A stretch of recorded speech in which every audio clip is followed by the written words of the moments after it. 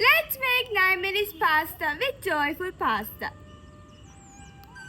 මේ අලුත් අවුරුද්දේ පවුලටම සෑහෙන්න හිත පිරෙන රසයක් එක්ක අලුතින්ම හඳුන්වා දෙන joyful pasta සමග 9 minutes pasta හදාගන්න මෙහෙමයි.